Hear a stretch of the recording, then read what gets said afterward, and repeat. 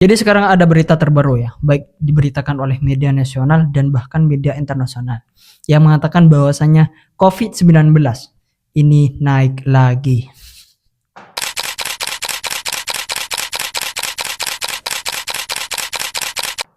Ketika saya mendengar berita ini kayak mimpi buruk yang direpelai ulang. Tapi ini mungkin beda dengan 2020. Sekarang masyarakat itu sudah lebih melek, lebih siap, dan tentu saja ini lebih curiga. Makanya di video kali ini, yang jadi pertanyaan besar itu bukan cuma kenapa kok bisa naik COVID-19 ini, tapi lebih ke kenapa sekarang. Apakah ini memang lonjakan alami karena mutasi virus, atau jangan-jangan untuk mengalihkan isu politik.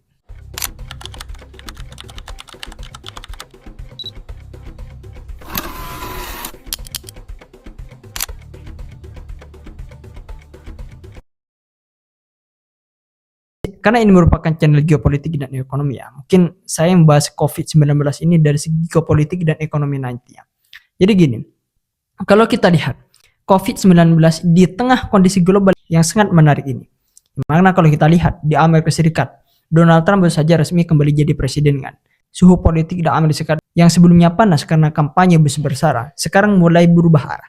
Dan seperti yang kita tahu, Donald Trump ini bukan penggemar narasi pandemi. Dia sering keras mengkritik WHO, World Health Organization, vaksin, bahkan lockdown. Nah makanya apakah sekarang narasi kenaikan COVID-19 ini di beberapa negara ini justru muncul sebagai respon geopolitik terhadap perubahan kepemimpinan Donald Trump ini? Ingat, kita sekarang gak main teori konspirasi ya, tapi mari kita jujur. Selama pandemi kemarin, isu COVID ini terbukti jadi alat yang sangat efektif untuk membungkam demo, mengatur pergerakan masyarakat, sampai ngatur ritme ekonomi nasional. Sekarang dengan naiknya angka COVID ini, meskipun angkanya ini kecil ya, dan keluarnya surat edaran pemerintah, kok kesannya kayak kita mau masuk lagi ke fase kewaspadaan nasional. Padahal angka kasus yang terkena COVID di Indonesia ini gak sampai ratusan. Benar-benar aneh kalau dibandingkan dengan respon administratif yang muncul sekarang. Ini yang bikin publik itu makin kritis. Apakah ini benar-benar gelombang virus atau gelombang narasi yang disusun untuk tujuan lain? Apalagi dengan kondisi politik yang sangat heboh sekali. Korupsi di mana-mana. Apakah ini merupakan pengalihan isu semata? Atau gimana? Karena kalau misalkan iya, maka kita harus waspada. Bukan cuma terhadap virusnya saja, tapi terhadap cara narasi ini itu dibentuk. Karena sejarah sudah menunjukkan, kalau publik gak kritis, maka ketakutan bisa dijadikan alat kekuasaan oleh di atas. Masalahnya sekarang, ini bukan cuma virusnya, tapi siapa yang dapat cuan dari virus itu. Ini yang bikin kadang orang lupa. Begitu muncul berita bahwa kasus COVID-19 nih, itu naik lagi. Yang langsung aktif itu bukan cuma laboratorium kesehatan ya, tapi juga sektor bisnis yang dulu sempat panen saat pandemi. Ingat ya, ketika masalah ini terjadi lagi, maka semua orang itu akan rebutan masker, hand sanitizer, PCR, bahkan mereka itu akan rebutan tabung oksigen. Semua itu jadi komoditas nantinya. Nah sekarang, kalau kasus ini naik lagi, bukan gak mungkin siklus ekonomi itu akan terulang kembali. Makanya dengan adanya kasus ini sangat menarik untuk dibedah lebih dalam. Siapa sebenarnya yang paling diuntungkan dari gelombang baru ini? Maka dari itu jawabannya ini bisa dilihat dari siapa yang siap lebih dahulu, yaitu perusahaan farmasi global. Perusahaan-perusahaan seperti kayak Pfizer, Modern, hingga Sinovac di China. Mereka gak tidur, mereka terus riset, siap lempar vaksin generasi baru. Dan tentu saja siap ambil pasar lagi. Pertanyaannya sekarang, apakah kita Indonesia ini akan jadi bagian dari solusi global atau sekedar pasar konsumtif seperti kayak tahun-tahun sebelumnya? Dan jangan lupa, ada juga bisnis non kesehatan ya yang ikut menikmati ini semuanya. Penyedia layanan digital, platform konferensi online, sampai logistik. Karena kalau narasi pandemi ini kembali mendominasi lagi, maka gaya hidup masyarakat itu bisa berulah lagi. Orang lebih banyak di rumah, belanja online naik, dan itu artinya distribusi uang itu kembali ke segelintir perusahaan besar, bukan ke UMKM atau ekonomi rakyat kecil. Sementara itu, negara berkembang seperti Indonesia ini seringkali cuma bisa kayak mengikuti alur lah. Pemerintah mungkin akan keluarkan anggaran cadangan, belanja alat kesehatan, subsidi lagi buat sektor ini itu, tapi pertanyaannya, siapakah vendornya? Siapa distributornya? Apakah ini akan jadi ladang proyek lagi buat segelintir odik dan para tikus-tikus yang korupsi itu? Jadi ketika kita dengar COVID naik lagi ya, kita harus tanya dua kali. Siapa yang akan rugi dan siapa yang akan untung? Karena bisa jadi di balik setiap kekhawatiran massal itu ada sekelompok kecil yang sedang menghitung laba mereka. Nah sekarang mari kita bicara soal kesiapan Indonesia. Katanya sih dengan adanya naiknya kasus COVID ini, kita tuh gak perlu panik karena situasi masih terkendali. Tapi terkendali itu maksudnya apa ya? Jumlah kasusnya rendah atau kita memang kurang melakukan tes? Jujur saja, pertanyaan ini sangat penting banget. Karena kalau kita misalkan cuma lihat angka tanpa ngerti konteksnya, kita bisa salah paham nantinya. Dan yang lebih parah, bisa salah ambil langkah. Coba kita pikir-pikir. Seandainya kasus naik secara bertahap, apakah sistem kesehatan kita siap untuk respon cepat? Masih ingat kan? Dulu rumah sakit itu penuh, oksigen langka, tenaga medis itu kewalahan. Sekarang udah 4 tahun sejak awal pandemi. Harusnya kita udah lebih siap. Tapi yang kenyataannya banyak rumah sakit itu masih defisit alat. Sistem rujukan belum terintegrasi penuh. Dan tenaga medis di daerah itu masih sangat minim sekali. Itu sangat minim sekali. Ini menjadi PR besar bagi kita semua. Udah 4 tahun loh.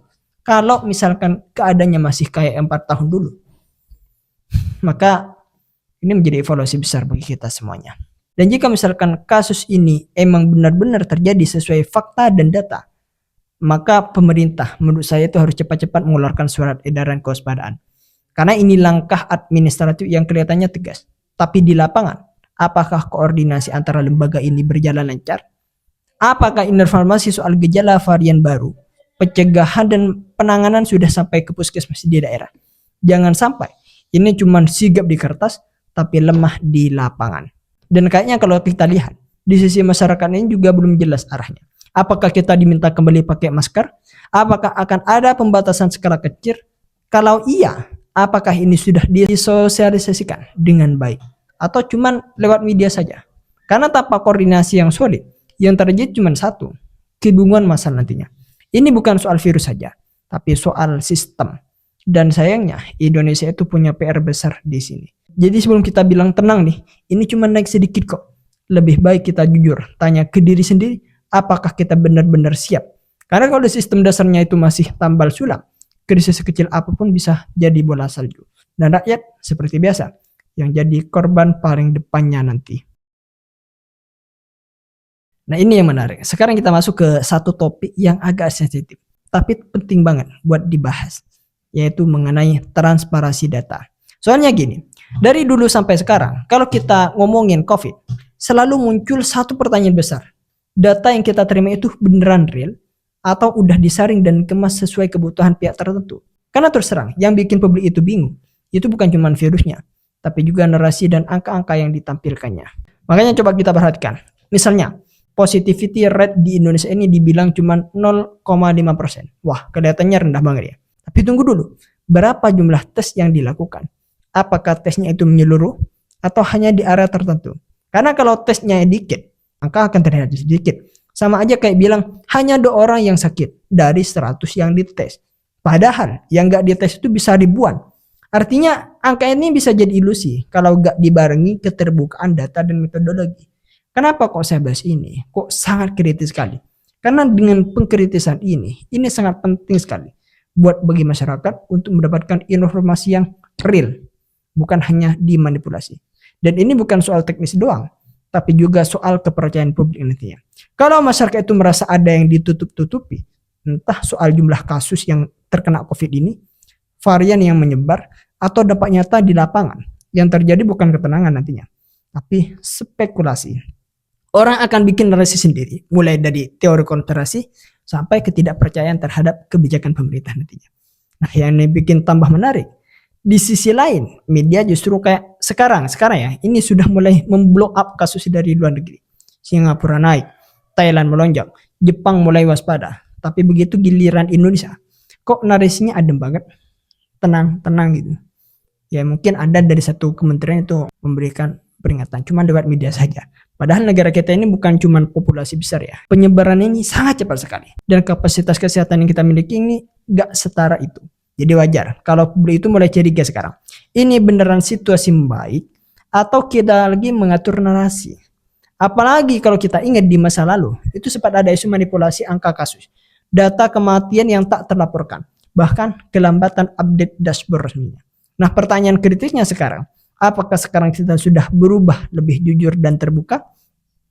Atau justru makin ahli dalam menata citra?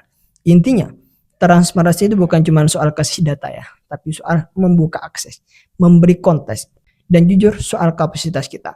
Karena tanpa itu semua, publik itu cuma jadi penonton nantinya dari drama yang gak jelas endingnya.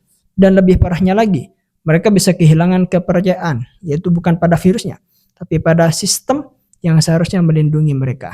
Mungkin itu saja yang bisa saya sampaikan. Bagi kalian bagaimana? Apakah di daerah kalian sudah penyakit ini sudah mulai menalar, menyebar, atau gak ada sama sekali? Tulis pendapat kalian di kolom komentar. Sampai jumpa eksklusif.